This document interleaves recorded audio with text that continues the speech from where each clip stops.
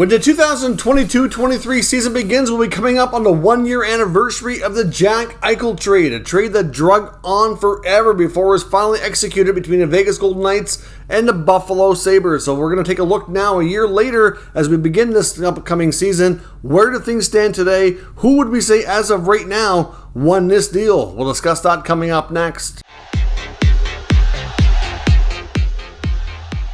So welcome back to another video here at Top Shelf Hockey. As I mentioned, we have another trade I want to take a look at here today and do an update and a review on who we feel won this deal. Of course, we're going to take a look at the Jack Eichel trade, which seemed to drag on for an eternity. He was a player we talked about off and on for several months before the trade was finally executed. It was well known for, I want to say, about a year's time, or at least it felt like it, or close to that he wanted out of Buffalo. But of course, Kevin Adams and the Sabres were more than willing to be patient and get the deal that they thought was right. And of course, Jack Eichel himself, after needing neck surgery, is kind of what really pushed things along here. Having a team that he could go to that would let him get the surgery he wanted, since there was a major, medical conflict, you could say, between what Jack Eichel wanted and what the Buffalo Sabres wanted. And they, at the end of the day, they had first right here to not allow that, and they fully exercised that, which many could argue wasn't a good idea, but at the same time, it is what it is. I think now teams would view that differently. There's been a few other players that have had that, I guess you could call that experimental, controversial, whatever you want to label it, which is a disc replacement surgery.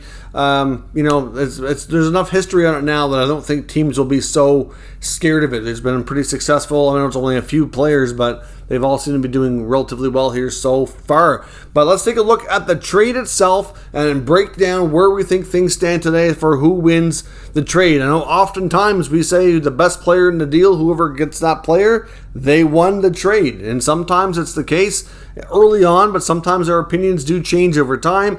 For example, we just recently reviewed the Erik Karlsson trade from Ottawa to San Jose, which was a few years ago. And at the time, the return to Ottawa looked very underwhelming. I remember seeing that trade going, what? That's it? And look at it now. It's completely different. Now that all those picks have been put to use, they get some pretty darn good players. And now, even though at the time all the people said San Jose absolutely wins this trade, they don't today. A completely different narrative, completely different outcome, and the Eichel situation could very well change as well. So let's take a look and see what everybody thinks on this deal here so far. So the full details of the trade are as follows. Going to the Vegas Golden Knights, of course, top centerman Jack Eichel, who at the time still had 6 years left on his contract, kind of the current season, $10 million a year. Also going to the Vegas Golden Knights was a 2023 third-round pick. That does have a condition placed on it, though, and that was that if the Vegas Golden Knights first-rounder that was included in the return to the Sabres, if that was, because it had a lottery protection on it, or top 10 protection, if that ended up getting bumped to 2023, then this pick would get bumped a year out as well to 2024. Now, the Buffalo Sabres' full return are as follows. They get forward Alex Tuch, who's under contract, for a longer term, is still in his mid-20s, productive player who's actually from the Buffalo area, so a bit of a homecoming, a player that was excited to go there during a time that a lot of players seemed to be wanting to leave, so that was good for the organization, good for the fan base. They also get former first-round pick from 2019, Peyton Krebs, who's a very promising-looking prospect. Also get a 2022 first-round selection, which was just used here at the 22 NHL draft, which we'll discuss in a moment. And there's also a 2023 second-round selection in there as well. So obviously they get one more pick that has not been used yet, which won't be for another year. So we can look at this trade again in a year or so's time and see if the evaluation of the trade and who wins may have been impacted. May want to even wait a little bit longer than that, because it really boils down to what we know about that player, and that opinion can change over time. You can get a promising prospect, but 2-3 years down the road, if that prospect's not working out, then suddenly you might form a different opinion. It's just that simple, right? Sometimes things look good on the surface, but don't materialize. It's just that simple. So getting a little bit deeper into this deal, the Buffalo Sabres, like I said, get Alex Tuch, who's a 6'4", 220-pound forward who is excited to be in Buffalo. He's got good speed, good range. He can score. He can play center. I've seen him play wing as well. He's still only 26 years of age as of right now. A former first-round pick back in 2014 from the Minnesota Wild, who never really amounted to getting an opportunity in Minnesota. Ended up in Vegas with the expansion draft. And from there, of course, ended up getting dealt to the Buffalo Sabres. He put up 38 points in his first 50 games last year. Of course, he was delayed starting because he had suffered a pretty significant injury and was out on long injury reserve prior to getting healthy enough to be able to play with Buffalo. But that's quite a return for his first season. Not a point per game player, but still that projects you that he should be, I think, comfortably, you should be able to say if he can keep that up, at least a 60-point player on a fairly consistent basis. Like I said, he's still only 26. He's got a reasonable contract. A local boy who wants to be there, excited to be there, good team player. Like, to me, Alex Tuch, if you're taking a contract, an existing roster player, is a terrific fit. So I really like that for the Buffalo Sabres.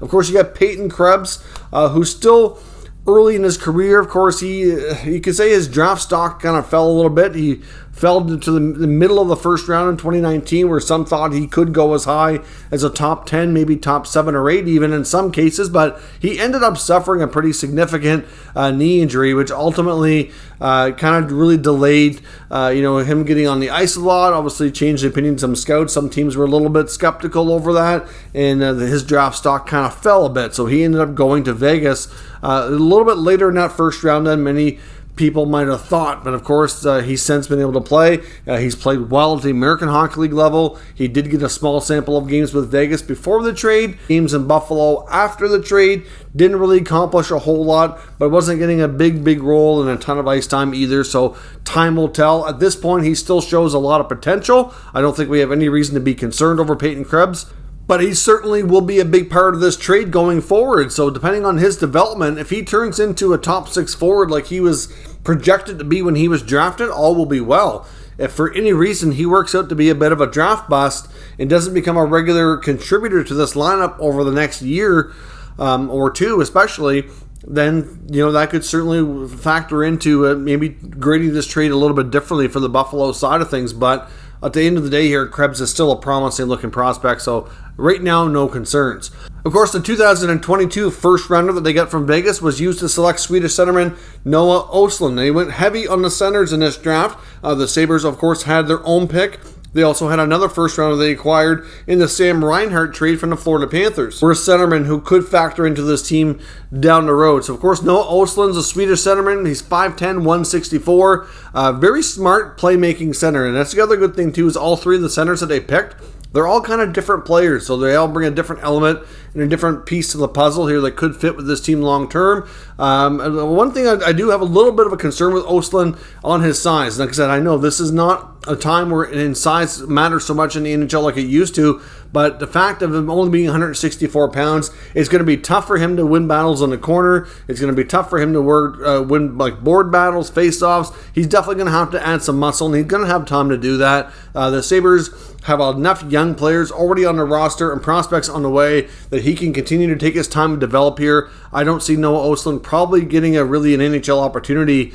I'm going to say probably for a good 2 years where he can take his time and develop and grow his game and his strength all at the same time. There have been some concerns, though, that, like I said, the size, not so much the height, because obviously he can't control that as much, but the muscle side, that scouts kind of want to see him work on getting stronger, to be less of a perimeter player, and to be able to drive the net more, and like I said, those tough plays in the corner and boards and things like that. So we'll see how he does with that part of his game and his development. But again, like Krebs, it's hard to say what he's going to be at the NHL level. Will he pan out the way he's projected to? The Sabres certainly hope so. We have no reason to think he won't. So at this point, they got two really good-looking prospects. And like I said, they still have another pick. Even though it's not going to be a first-rounder, you can still sometimes get some gems. And next year's draft is a very deep draft. So the odds of them hitting on that pick next year, in the second round, is pretty decent. It might take a couple of years, but still, it'll be interesting to look at this down the road to see where things stand. Now, of course, in the case of Jack Eichel, one thing I don't like about this trade for Vegas is the salary cap situation to put them into. I mean, I really like Jack Eichel for Vegas in a lot of ways. Clearly, they wanted a number one center. It's something that they absolutely needed. I have no doubt. I agree with their analysis that way, that was a missing piece on this team with players like Chandler Stevenson, William Karlsson having to try to take on that role. It just, to me, wasn't working out. They're good players, sure, but they're not quality top number one centermen, where Eichel certainly has all the ability to be. But for example, we just seen the Vegas Golden Knights, because of their poor cap management, in my opinion, have to give away some players, including a top scoring winger in Max Pacioretty, who was given away to the Carolina Hurricanes for nothing. So if you don't make this trade, you don't have to lose Pacioretty. So, at this point, Eichel has not played there long enough to see what the long-term output's going to be. He still has obviously a lot of term and a lot of dough owing on that contract. So there's certainly, to me, there's risk on both sides for this trade. You still have that long-term projection because of the cap implications for what Eichel's going to do in Vegas. And you have Krebs and now Noah Östlund in this next player and the other pick that's not used yet. What are they going to become? If this happens to become a case where the only NHL player that contributes to the Sabres is Alex Tuch, that will end up being an absolute disaster for the Buffalo Sabres for trading Jack Eichel, who was, the franchise player, number 2 pick overall, who was, when he was drafted at least, expected not to be the savior, but, he was certainly projected to be that franchise centerman to build around. And early in his career, he looked that way, and then the relationship completely broke down and soured, and for, a lot of different reasons, not only on the ice, but off the ice mostly, which just, completely changed everything here. That's a player that it's tough to win those deals. It's just that simple. I think early on, we can say right now that it's hard to really say that either team wins right now. I like the return for the Buffalo Sabres. I'm probably going to give them the edge right now and say that right now, if I'm picking a team, I think one, I'm leaning towards Buffalo just because that, I like the potential for the players that they have with Krebs and Östlund, and I really like Alex Tuch. So that's a really good return. I think Kevin Adams did probably the best he could do under the circumstances. Every team under the sun knew he wanted out. Those are tough trades to win. It's really tough to win trades with star players like this. And thirdly, he had to trade this player to a team who was willing to let him have the neck surgery he wanted, and some teams were just not on board with that because they felt like Buffalo did and thought it was too much risk. So he was very limited. So considering all things, I really like the return for the Buffalo Sabres. And like I said, in the case of Vegas, I like the fit for Jack Eichel. I agree he's the player they needed. But now, because of that cap situation and the mismanagement and how they've done it, they've had to take away other areas of the team, giving away Max Pacioretty and Dylan Coughlin for nothing. So, to me, they've done a really bad job managing the cap, and this was a big part of that. Are they better with Eichel instead of Pacioretty? I don't know. Time will tell. We need to see Eichel get to his full potential here and see how it works out. But as of right now, I'm leaning towards Buffalo for the win. But depending on how that next pick is used next year, that player could have an impact on us as well. And if Jack Eichel really starts to tear it up and make Vegas look smart for doing this, then maybe we'll lean the other way and a little bit later down the road. But for right now, I'm saying Sabres win, but I want to know what you think as well. So let me know what you think down in the comments. We'll discuss further. If you're new to the channel, of course, make sure you subscribe and stick around. We'll keep you up to date with the latest news, rumors, and analysis on all 32 NHL teams. Thank you for watching, and I'll catch you next time.